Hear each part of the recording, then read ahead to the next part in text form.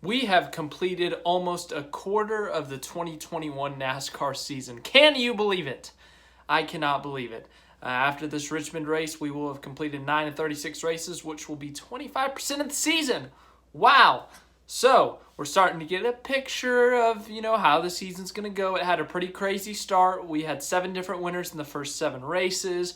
The first 4 races were won by Michael McDowell, Christopher Bell, William Byron, and Kyle Larson. Who would have guessed that before the season? So this season's been a pretty unique one, but the picture is starting to get painted. Martin Truex Jr. is looking really good in terms of championship contention. Denny Hamlin, he hasn't won yet, but he's been the best car all year, has 7 top 5s in the first 8 races. So we're starting to get our picture painted just a bit. It's not completely known. We don't have a single favorite for the championship, but we're starting to get the picture on who's going to be competing for playoff spots, who's going to be on that bubble and all that stuff, who's going to win this year. But I am here to talk to you today in what my opinion is the most improved team of the 2021 season. We've seen a lot of different teams win this year. We've seen Hendrick Motorsports win with 2 different drivers. We've seen Gibbs Racing win with 2 different drivers. We've seen Team Penske win with 2 different drivers. And then we've also seen Front Row Motorsports win with a driver in the Daytona 500. But for the most improved team, they don't have a win yet, but they have taken 10 steps up from last year. They have made tons of improvements to their team. They've shown it in the finishes. They've shown it in their speed. That is JTG Daugherty Racing. The 47 of Ricky Stenhouse Jr., the 37 of Ryan Preece, they have been incredible this year. You may be asking me, why not Front Row? They won a race. Yes, that was an impressive win. That was an incredible win for that team. But in terms of consistency, in terms of speed at every type of racetrack, and in terms of both teams, both drivers, both crews, both teams for the overall team, I don't know how else to phrase that, this is the team I believe has improved the most from 2020 to 2021. Front Row Motorsports, Michael McDowell, that individual team I think is a candidate for the most improved individual car team, but in terms of a team under one owner, multiple cars, I think JTG Daugherty takes that, and here's why. Last year was an awful year for them. They only had 2 highlights, the pole at the Daytona 500 and coming inches away from winning at Talladega. Other than that, it was a pretty forgettable year for them. Looking at their numbers last year, I got all their stats from last year and this year pulled up on my computer here. Last year, it was not good. Ricky Stenhouse Jr., 3 top 5s, 4 top 10s in his first year with the team. 1 pole, and you think, all right, that's not bad, but it's also not great. This is a team that has won a Cup Series race. This is a mid-pack team who can get into the top 10 if the opportunity presents itself. Last year, those opportunities just didn't present themselves, and they just had a bad year straight up. The 47 team was the strength, I would say. They ended up finishing 24th in the standings with an average finish of 22.6, following up the season, or finishing up the season with those numbers. Whereas this year, the 47 team is completely different. They have a top 5 at Bristol Dirt, which is also their only top 10. But the 47 car and the driver of Ricky Stenhouse Jr., you know what their worst finish is this year? 18th. They've run 8 races this year, and their worst finish is 18th at the Daytona 500 and the Daytona Road Course. Other than that, they finished in the top 15 every other race.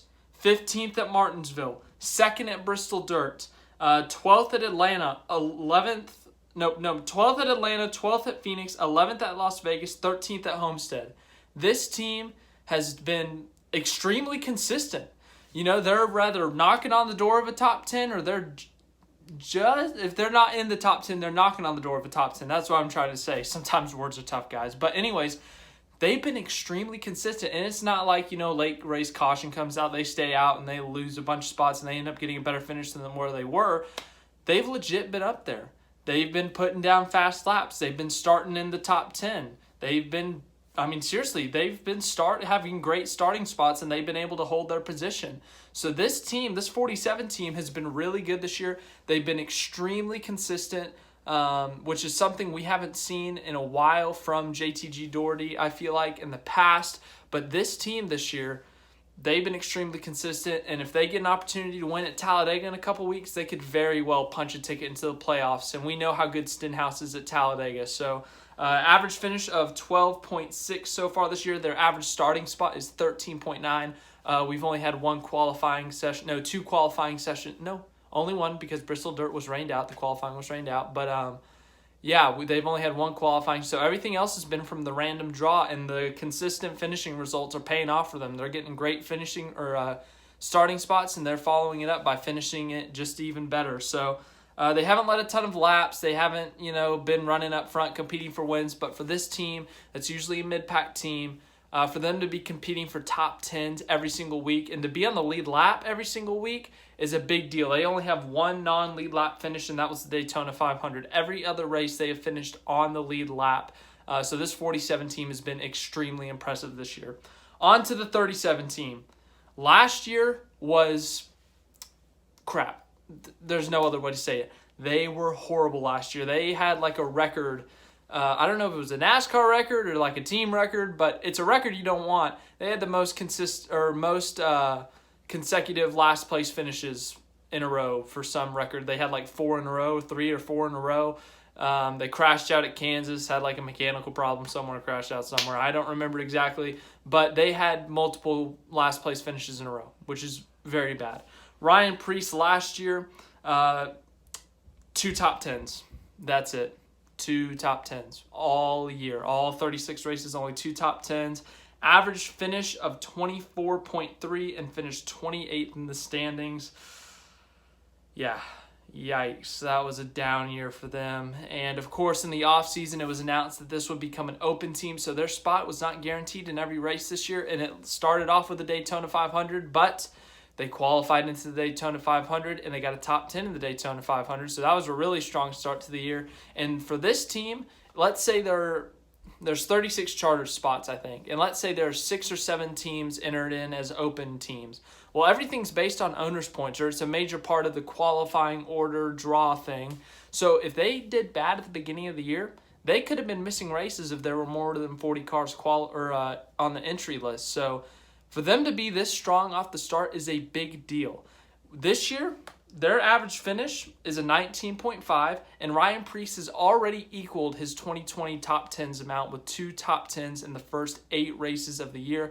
The Daytona 500, and I think the other one was, it was the Daytona Road Course. He finished 6th on the 500, 9th on the Daytona Road Course.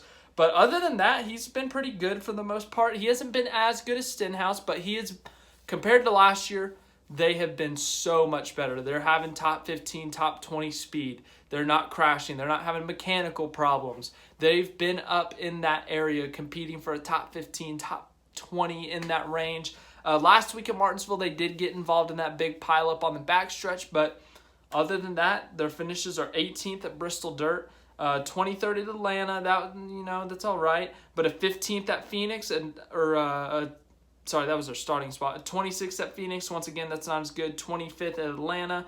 15th at Las Vegas. That's a good run for them. I think they finished on the lead or off the lead lap on that one. 21st at Homestead, and then those 2 top 10s. So that team, while not as strong as Stenhouse, they have still been really good compared to last year. They have taken a huge step up. They've improved tremendously. As I said, they are currently 20th in the standings. They finished 29th in the standings last year, whereas Stenhouse, last year, he finished 24th in the standings, and he's currently in the playoffs, 13th in the standings. So a quarter into the season almost, if they can keep this consistency up, we could see a JTG Daugherty car in the playoffs based off points, or if we go into Talladega or Daytona and they can pull off a win, you never know. Or maybe there's some strategy at one of these tracks. But, I've been very proud of this team this year. I didn't have any expectations for them coming into this year. If you asked me, I would have said they'd be on that list of teams that have to win to make the playoffs. They're not going to be strong enough to make it in on points, but man, specifically the 47 team, that team has impressed me this year. They're sitting in the playoffs, 8 races into the season, 13th in points. Obviously, there's a lot of racing left to go this season. We're not going to lock in their spot yet. We're not going to say this whole season's been a success yet. It could collapse, but then again, they could build and they could have a historic season for JTG Daugherty Racing. So I'm looking forward to see how they continue this momentum for both teams. How can the 47 team continue to finish in the top 15, continue to compete for top 10s? Can the 37 team continue to compete for top 15s and top 20s, and every once in a while get into the top 10? So I think it'll be really interesting. I think both these drivers are good drivers, and I think they're finally starting to prove themselves a bit. And their 2021 has been off to a great start, and they got a really good shot at winning here in a couple weeks at Talladega. So look out for them in a couple weeks, but also look out for them at Richmond to be in that top 10 finishing result. So don't sleep on them. They've been really good all year. It would be a heck of a story if they both made the playoffs. It would be a heck of a story if one of their drivers pointed their way into the playoffs, especially if it was the 37 as an open team. But just wanted to talk to you guys about that. I've been really impressed with this team this year. I was looking at their numbers earlier this week, and I really wanted to make a video just kind of just acknowledge how good they've been this year. We look at all these big teams. We look at JGR. We're like, oh, they got 2 winners and they got the points leader. They're so good. Hendrick Motorsports has 2 different drivers that have won, and they've got 3 of their 4 or all 4 drivers in the playoffs right now. Team Penske's got 2 different winners with another driver in the top 10 in points. But we all look at those big teams, but I feel like we don't give enough recognition to some of these mid-pack teams and some of the other teams in the Cup Series, and I just really wanted to kind of highlight them this week because they've really impressed me this year with their results. So that's why I made this video. JTG Daugherty, if you are somehow watching this, I doubt you are, but you guys have done great this year. Keep it up. I can't wait to see you guys on the track when I'm able to get back at to the track this year.